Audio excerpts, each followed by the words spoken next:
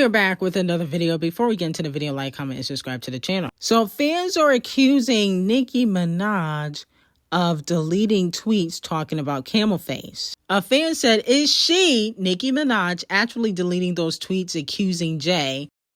She said that, you know, he had inappropriate relationships with allegedly Aaliyah and Foxy Brown. She talked about the Ricos that allegedly will be coming after Devil Nation. And I guess fans have noticed since the Barb accounts and Nicki Minaj were name dropped in a lawsuit against Demore Hadley, Deseret's daughter, a lot of people feel like she's deleting tweets. Now I don't know if people are able to check, but I did see a screen recording going around of allegedly only 2 tweets being up of Nicki Minaj talking about camel face. There's only 2 tweets that are still up allegedly. I haven't really checked because ain't nobody got time for that. I'm not going back months and months and months to see if she still got tweets up of camel face. That's just dumb. But in my mind, I think Nicki Minaj is playing chess because at the end of the day, if they're going to name drop her in a lawsuit, you know, she could think that maybe it'd be better to delete it just in case if they try to sue her. Okay. Now, and the thing is, when it comes to court, it's not what is true and what is not true. It is based on what you can prove in court. So if she can't prove anything in court, then they could easily go after her. So that could be why she's deleting. But I don't know if she really has deleted or not. I'm not checking that. That's ridiculous. I'm not going back months. You know, people have lives outside of social media. So people that don't have lives, like the Beehive, they can do that. You know, they can check. I'm not doing that. Now, Billboard will be receiving 50,000 lashes. They put out a list for the best songs of 2026 so far. They got The Cure at number 1. Hate That I Made You Love Me at number 2. No. Stateside, number 3. The remix. So Easy to Fall in Love, number 4. Dry Spell, number 5. I Love It, I Love It, I Love It. The Roots Picnic freestyle is at number 7, and that song didn't even officially come out. It was a trash freestyle he said on stage, and y'all say that was one of the best songs of 2026, and we don't even have Janice Shut the Fuck Up on here? Like, come on now. Now, it might be on the list, but it needs to be at least top 10. Janice Shut the Fuck Up should at least be top 5. Okay, like the fact that's not even top 5, but you got The Roots Picnic. Nobody listening to that shit. I don't remember one bar from what he said other than, oh, she can't even take her Ken. And never mind. Like, that's not even a real bar. Like, that shit was trash. I mean, goodness gracious. Like, they really trying to act like Camel Face dropped the best diss track of 2026. This nigga is not Kendrick Lamar, okay? Not Like Us was fire. The Roots Picnic freestyle was trash, okay? Stop. If that wins a Grammy, oh, I'm gonna flip out. That shit better not win no damn Grammy. That song didn't even come out. We don't really care about the rest of the list. No shade. So we're gonna move on from this. But in my opinion, I don't see any of these songs being the song of 2026, one of the best songs of 2026. Absolutely not. Not one song in my opinion. Now, moving on from that, it has been reported that Titanic Records is allegedly cutting ties, not just with Lizzo, but with Cardi B and Bruno Mars. It was reported that the president, chairman, and some executives who signed Lizzo are no longer at Titanic Records. If you guys remember, a bunch of them did get fired in 2024 and in 2025. And then Elliot Grange became the new CEO. Elliot Grange is the son of Lucian Grange, who is the CEO of Universal. Now, it was stated that the new regime in charge is a younger group of people, aka Elliot Grange. They are individuals who probably don't care as much about her music or what she has to say, talking about Lizzo. Allegedly, they are not putting much attention or energy behind promoting music for Cardi B and Bruno Mars. Now, if you guys remember, Bruno Mars, he dropped his album. That low-key came and went. No shade. I don't even know if there was any hits on that album. And Cardi B definitely didn't have no hits on I Am Delusional album. Who knows what the fuck she gonna perform at the EVT Awards? Okay, because that's gonna be a mess. Now, they said the reason why is because these artists didn't sign to these executives directly. So those aren't wins that they can gloat about or take credit for. They're more focused on toting the success they bring into the building themselves. It's a tough situation when the people who care about you the most are no longer at the record company.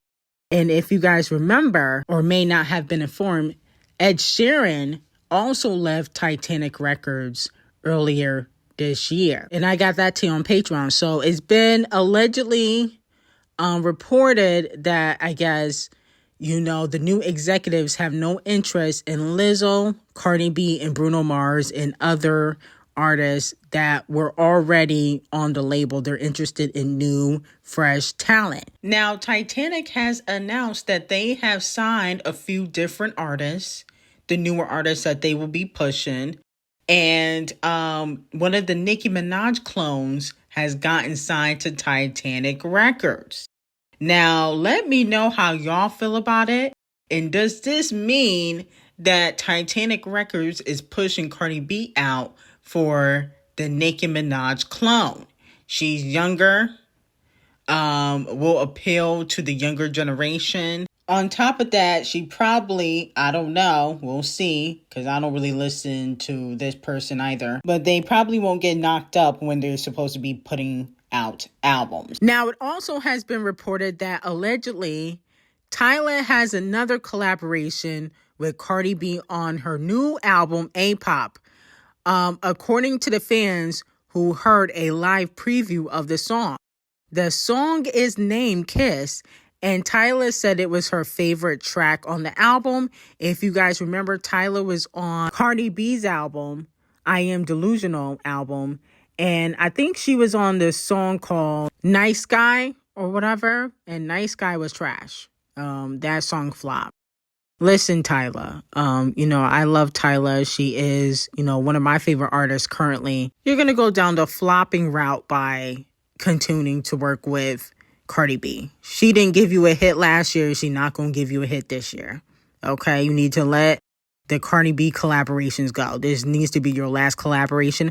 I'm going to have to drop you as a client. I don't want to do that, because I do like you, Tyla, but it's unnecessary to be working with Cardi B. Okay? She can't give you a hit at all.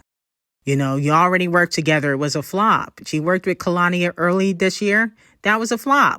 Safe flop. I mean, Cardi B can't save nothing. Okay? She can't even save her face. Okay? With all the surgery she's gotten. And it's really no shade, but I don't understand the Cardi B collaborations. Like, she's not helping you on the charts. The song is going to be trash. Like, Tyla, so I'm going to have to give you one strike. I'm not going to give you Lashins or Donkey of the Day. But this is your last strike. No more Cardi B collaborations. Okay? Now, moving on from that, the chart-obsessed Olivia Rodrigo joins Beyonce as the only artist in history to have their first 3 studio album hit #1 on the Billboard 200 and each spawn a #1 single on the Hot 100. Okay? Listen, Olivia Rodrigo could go #1 all she wants. She don't have a hit. That was Paola. When Beyonce went #1, even earlier in her career, and she got #1s on the Billboard Hot 100 and the album chart, they were organic. What Olivia Rodrigo is doing is not organic. Releasing 20 versions of one album like she's a chart-obsessed racist junior. Getting massive playlisting in Paola. It's not organic, and she don't have no hits on this album. The album is trash, in my opinion. See, and I like Olivia Rodrigo, but her recent music is not it. It's just not. It's garbage. So I don't understand why people trying to compare her to Beyonce. She'll never be Beyonce. And that's why Taylor, the chart-obsessed racist, took half of her publishing for the Sour album. For both of her major singles on the Sour album, Deja Vu, and 1 step forward, 3 steps back. So with that being said, if I was, Olivia, I would, stop trying to finesse the charts and, having publications pay to have you compared to Beyonce, because you'll never be on that level. Now, ASAP the colorist humiliates Rihanna, as usual, and reminisce about the time he was single and was able to F hoes. Thank God y'all didn't know me when I was single, because I would have fucked the shit out you if you was pregnant, you know? Thank God y'all didn't know me when I was single, because I would have fucked the shit out you if you was pregnant, you know? Now, ASAP, really? You was just on stage a few weeks ago looking bloated with a thong on, okay? Just humiliating Rihanna like usual. And now you going on stage talking about you would be fucking bitches if you were single. You probably doing that now. You don't even have to put if you were single out. I feel like your subconscious really wanted to say, I would just be fucking y'all, okay? You don't even care if you're single, okay? I highly doubt that you're faithful. But you saying stuff like that on stage, that is completely inappropriate. If Rihanna or Nicki or anybody else has said something like that, y'all would be dragging them. It is just tasteless and tacky, being that Rihanna had 3 kids for you back to back. I mean, like 3 times back to back to back. Like, I don't understand it. Was that necessary? I mean, people are saying, oh, it's because he was performing effing problems. He didn't have to say that just because he was performing effing problems. All he had to say was, everybody looks wonderful tonight.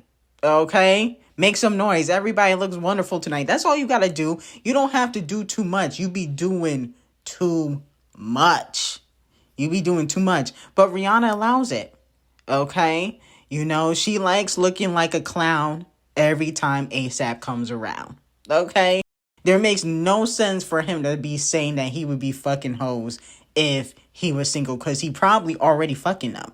It makes no sense. I bet you if Rihanna go through his phones, plural, he probably got more than one, she would find the evidence. But she's very delusional. She's in her male center era. Okay, she's in her male center era, and I'm sure she's allowing ASAP the colorist to do what he wants. And that's fine. I just don't want her crying about it in the next few years, because that's what's going to happen next. A big cheating scandal, and everybody's going to be like, oh my goodness, the signs were there. No, she knew the signs were there. I'm not going to show her no sympathy. And it's really no shade. So. Now, it also has been reported that Tennis Ball, a.k.a. Arrogant Tay, who used to be Nicki Minaj's hairstylist, is going broke. Arrogant Tay's mama posted a screenshot of text messages she sent to Thomas the Trainwreck, a.k.a. Ari Fletcher. Ari Fletcher said, hey, Tiffany, I just sent Tay money a few days ago to pay his rent. He's been going through it really bad. That's why he's in Miami with me, but I'll tell him. Okay, now we don't really care what the mama got to say in these text messages, but I'm like, damn, why would you put your own son on blast for having financial troubles? Like, goodness gracious. You really can't trust family no more. Wow. Now, in my opinion, this is all Tay's fault. He charges an arm and a leg for some wig and glue. Okay. And then allegedly he does the IG models like Ari, Dream Doll. He does their hair allegedly sometimes for free. Not all the time, but sometimes. And then he charged the regular clients an arm and a leg from them to get their hair done. Okay. So allegedly that's the issue. And then, you know, as we know, Nicki Minaj fired him. I mean, he has parted ways from Nicki Minaj.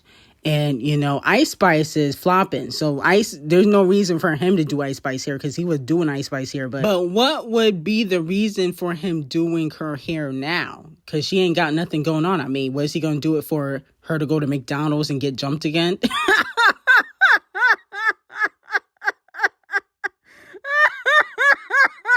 That's not nice. Stop laughing. That is not nice. But he don't have any other A-list clients. Well, Ice Spice wasn't A-list. His only A-list client was Nicki. I mean, I would see if he can, you know, try to do Northwest here full time. I know she already got a stylist, but maybe he can do Northwest because she be wearing them wigs. So maybe, you know, Kim K can give him $1 million per year to do Northwest here. That might be a good deal. But in my opinion, he charged too much for the wigs anyway. He charged way too much. So it is what it is. Let me know how y'all feel about it. Got some very hot tea on Nicki, Zeus, and Jocelyn and Tay Keith on Patreon. Link will be in the description. I hope you guys have a great day.